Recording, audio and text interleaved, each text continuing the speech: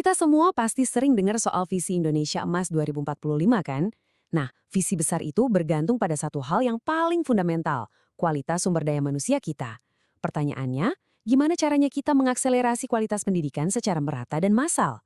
Hari ini, kita akan bedah bareng-bareng gimana kecerdasan artifisial atau yang kita kenal sebagai AI bisa jadi jawaban strategis yang selama ini kita cari. Oke, mari kita mulai dengan pertanyaan yang paling mendasar yang jadi inti dari tugas kita semua sebagai abdi negara. Gimana sih caranya kita bisa manfaatin kekuatan teknologi buat mencetak SDM unggul untuk masa depan Indonesia? Ini bukan lagi soal pilihan ya, tapi udah jadi sebuah keharusan strategis bagi bangsa kita. Nah, disinilah AI masuk. Coba deh, jangan bayangkan AI itu sebagai sesuatu yang rumit atau bikin pusing. Anggap aja AI ini sebagai sebuah katalis, sebuah lompatan besar yang membuka pintu-pintu peluang baru yang sebelumnya nggak pernah kita bayangkan untuk dunia pendidikan Indonesia. Yang perlu kita pahami bareng-bareng nih, AI itu bukan sekedar alat bantu ngajar yang canggih di kelas.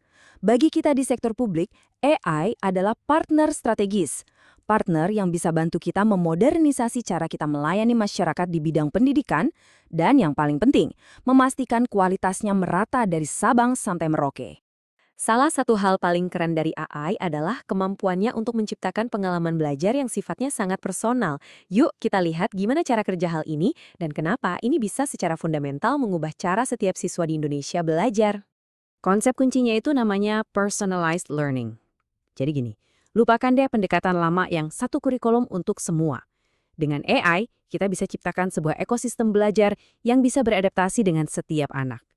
Sistem ini bisa menyesuaikan materi, metode, bahkan tingkat kesulitan belajarnya secara real time, khusus untuk satu individu itu.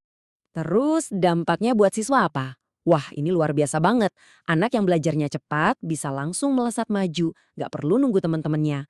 Sebaliknya, siswa yang butuh waktu lebih, dia akan dapat bimbingan ekstra, bukan lagi dapat label tertinggal.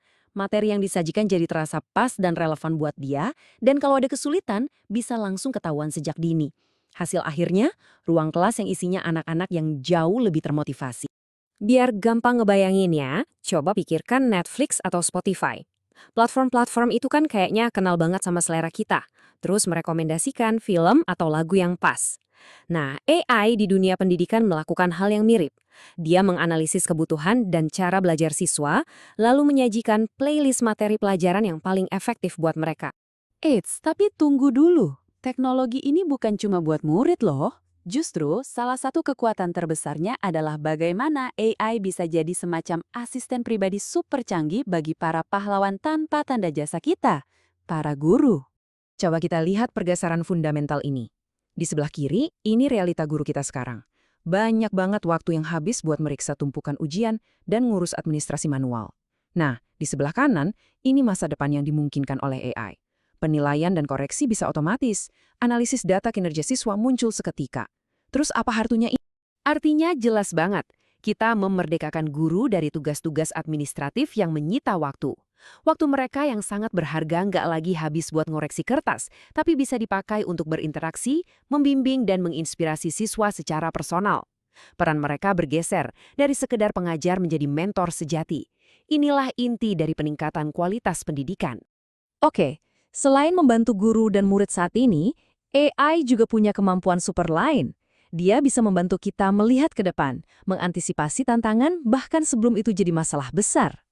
Ini mengubah sistem kita dari yang tadinya reaktif jadi proaktif.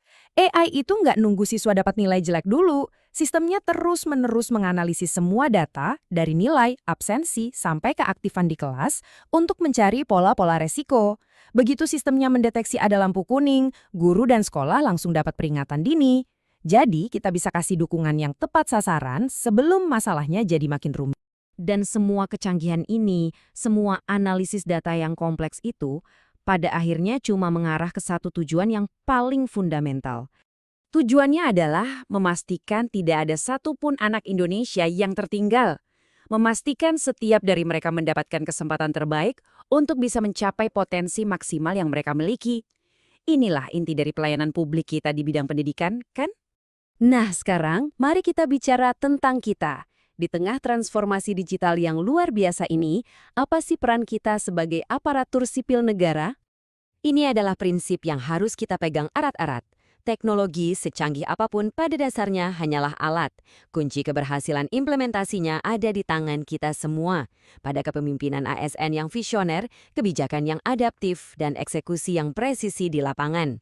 Jadi, peran kita di sini sangat strategis. Sebagai perumus kebijakan, tugas kita bukan cuma bikin aturan, tapi justru membangun landasan yang kokoh untuk inovasi.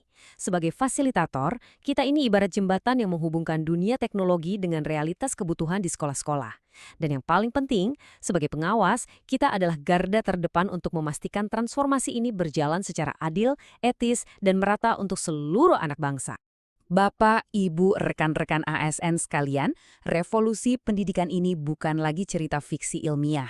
Ini sudah ada di depan mata kita.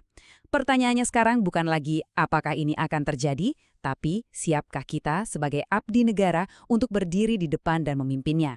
Masa depan pendidikan Indonesia ada di tangan kita.